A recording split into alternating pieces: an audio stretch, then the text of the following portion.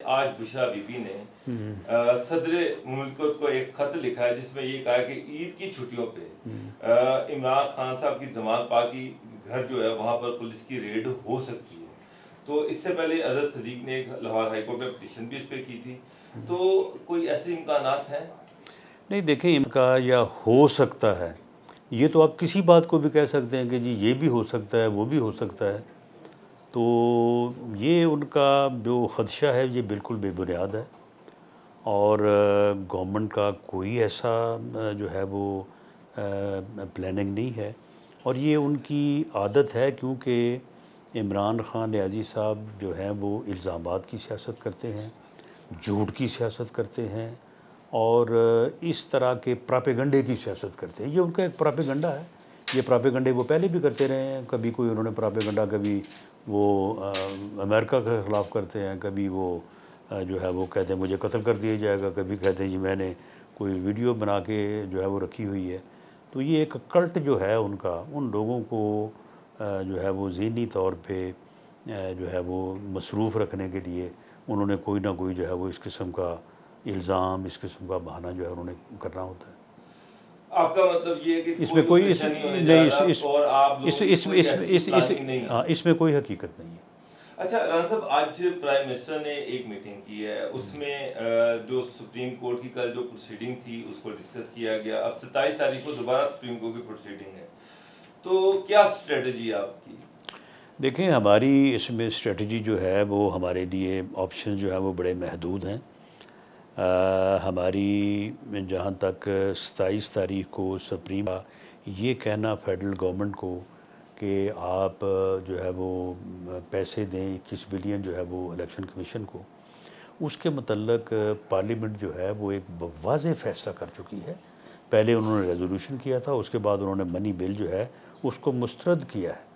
उसके बाद वफाकी हुकूमत जो है किसी कीमत पे जो है वो इस यानी पार्लियामेंट के इस हुक्म को या इस डायरेक्शन को वायलेट नहीं कर सकती। अगर सुप्रीम कोर्ट समझता है कि ये इसी तरह से होना ज़रूरी है तो ठीक है, सुप्रीम कोर्ट पार्लियामेंट को डायरेक्शन जारी कर दे। अच्छा, अगर आपने कहा कि गवर्नमेंट के पास तो कोई ऑप्शन नहीं है। We have no option. ये कि काबीना ने भी उसको रिजेक्ट किया और उसके बाद नहीं, काबीना ने रिजेक्ट नहीं किया। देखिए यही गलतफहमी। काबीना ने सुप्रीम कोर्ट के फ़ैसले को रिजेक्ट नहीं किया। प्राइम मिनिस्टर ने, वज़ीर ख़जाना ने सुप्रीम कोर्ट का फ़ैसला काबीना के सामने रखा। काबीना is the government, prime minister is not the government. Cabinet is the government. तो कैबिनेट ने ये कहा कि इसके ऊपर क्योंकि रेजोल्यूशन है पार्लियामेंट का, तो लिहाजा इस मामले के ऊपर पार्लियामेंट से जो है वो एडवाइस ली जाए।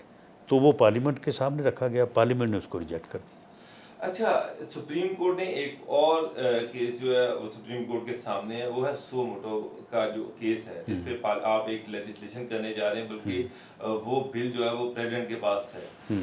तो अगर सुप्रीम कोर्ट इसको स्ट्राइक डाउन कर देती तो फिर क्या आपका ख्याल है कि सुप्रीम कोर्ट इसको टेकअप कर सकती है? नहीं, देखें, करने को तो कुछ भी हो सकता है। मैं यहाँ पे बैठ के बतौर वज़ीर दाखिला जो है वो किसी मुअज़्ज़ज़ जज को जो है वो मैं माज़ूल कर दूँ कि जी मैंने फ़लाँ को ये कर दिया है, फ़लाँ को वो कर दिया, क्या हो जाएगा? मामला ये है कि जो किसी के पास लीगल कॉन्स्टिट्यूशनल इख्तियार है उसी को कोई एक्सरसाइज करेगा तो उसके नताइज होंगे ना। आप मुझे बताएं कि जब आइन में ये इख्तियार ही नहीं है सुप्रीम कोर्ट के पास। सुप्रीम कोर्ट के पास पहली बात तो ये है कि कानून अभी बना नहीं, उन्होंने पहले जो है वो स्टे ऑर्डर जारी कर दिया। वो स्टे ऑर्डर जो है वो कॉन्स्टिट्यूशनली और लीगली मेरी राय में वो दुरुस्त नहीं है। उसके बाद जो सुप्रीम कोर्ट है वो आइन की तशरीह कर सकता है और तशरीह करने के बाद वो ये कह सकता है कि जी जो आपने कानून बनाया है ये कॉन्स्टिट्यूशनली जो है ये फ़लाँ शिक जो है ये कॉन्स्टिट्यूशन की फ़लाँ शिक से जो है वो मुतसादम है, लिहाजा पार्लियामेंट इसके ऊपर दोबारा गौर करे और इसको री लेजिस्लेट करे या इसको करेक्ट कर ले, इसमें दुरुस्ती कर ले। ये तो कहीं भी आइन में नहीं लिखा कि पार्लियामेंट एक कानून बनाएगी और कोई कोर्ट जो है वो उसको रिजेक्ट कर देगी। तो इसलिए ये उनका जो फ़ैसला है मेरी राय में जो है ये कॉन्स्टिट्यूशनल और लीगल बेस नहीं रखता। आज वो कानून जो है वो नाफिज हो गया है, मेरी राय में वो नाफिजुल अमल है। अच्छा राणा साहब, ऐसे लग रहा है जैसे पार्लियामेंट और सुप्रीम कोर्ट आमने सामने आ गए हैं, अदालतों के एक क्लैश की सूरत हाल नजर आ रही है, तो इसको कैसे बेहतर किया जा सकता है, इसको इससे बाहर कैसे निकला जा सकता है? देखें, इसमें दो तीन चीज़ें हैं उन्होंने बुनियादी किरदार अदा किया है। पहली बात तो ये है कि सुप्रीम कोर्ट की तकसीम, 4 जजेस एक बात कह रहे हैं, 3 एक और कह रहे हैं। 9 रुकनी बेंच बना, वो घटते घटते 2 रह गया, और जिस इंतहाई अहमियत के फ़ैसले के लिए ये तय हुआ था कि 9 मुअज़्ज़ज़ जजेस बैठ के उसका फ़ैसला करें, वो फिर 2 ने कर दिया, 4 ने वो और बात कर दी है। तो ये जो एक अबहाम पैदा हुआ, तो उससे भी ये हालात जो है वो ख़राब हुए हैं। दूसरा ये है कि तमाम पॉलिटिकल पार्टीज़ जो हैं वो पेश हुई 3 मेंबर्स बेंच के सामने, और सब ने जो है वो दस बदस्ता जो है वो इस्तदा की कि हमें सुना जाए। सुनने से इनकार किया गया।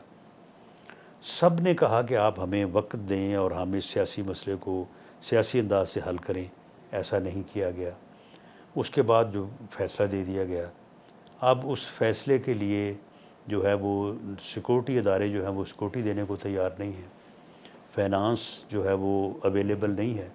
तो अब आप मुझे बताएं कि ऐसे हालात में वो इलेक्शन जो है वो कैसा इलेक्शन होगा? वो वैसा ही इलेक्शन होगा जैसे इलेक्शन जो है जिन्होंने जो है वो मुल्क में इससे पहले आप 2 इलेक्शन, एक जो सन 70-71 में हुआ था और एक जो 77 में हुआ, तो उन उसके असरात से अभी तक हम नहीं निकले। अच्छा, एक के नतीजे में तो मुल्क ही आधा जा चुका है। अच्छा राणा साहब, मुझे एक चीज बताएं, फिर नून लीग का इलेक्शन के हवाले से क्या मौकफ है और कब इलेक्शन होंगे? कोई हमारा ये मौकफ है कि असम्बलियाँ अपनी मियाद पूरी करें, और मियाद पूरी करने के बाद पूरे मुल्क में केयर टेकर सेटअप हो, 4 सूबाई और 1 कौमी असम्बली में एक ही दिन जो है वो इलेक्शन हो, केयर टेकर सेटअप में हो। ये सारी चीज़ें भी आइन में लिखी हैं। जहाँ 90 दिन लिखे हैं ना, तो ये चीज़ें भी जो है वो आइन में ही लिखी हैं। और इसके बगैर अगर इलेक्शन होगा तो ये तबाही लाएगा। और आप मुझे बताएं कि अगर ये इलेक्शन हो जाता है 14 मई को, जो कि बहुत मुश्किल है, होता नज़र नहीं आ रहा, तो यहाँ पे एक हुकूमत जो है वो 5 साल के लिए मार्ज़ वजूद में आ जाती है। तो आप मुझे बताएं कि जो जनरल इलेक्शन होगा 3 माह बाद, तो उसमें फिर क्या वो फ्री फेयर हो सकेगा? नहीं हो सकेगा। मगर एक पॉलिटिकल गवर्नमेंट के होते हुए फिर इलेक्शन नहीं हो सकता, मान ली बात आपकी।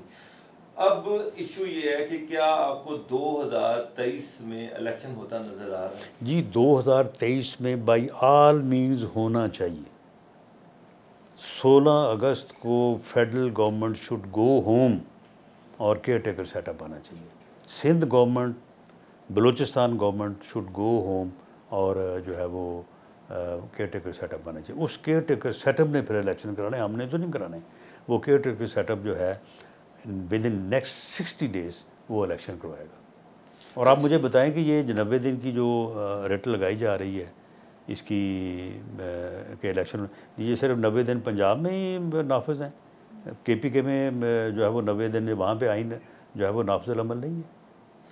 अच्छा राणा साहब, केयर टेकर की बात की, आज केयर टेकर गवर्नमेंट, पंजाब में जो केयर टेकर गवर्नमेंट है उसको 90 दिन पूरे हो गए, तो क्या ये कंटिन्यू करेगी? तो ये कंटिन्यू करेगी। कहाँ लिखा है कि केयर टेकर गवर्नमेंट 90 दिन बाद कंटिन्यू करेगी? आइन आप खोल लें। गवर्नमेंट जो है वो जो केयर टेकर गवर्नमेंट जो है उसका बाकायदा हर चीज़ दर्ज है आइन में कि वो इस तरह से बनेगी, इस तरह से वो अब अपना जो है वो इक़्तिदार संभालेगी, इस तरह से आगे वो 90 दिन के अंदर या 60 दिन के अंदर इलेक्शन करवाएगी, और उसके बाद जो है वो इक़्तिदार जो है वो मुंतखब हुकूमत को मुंतकिल करेगी।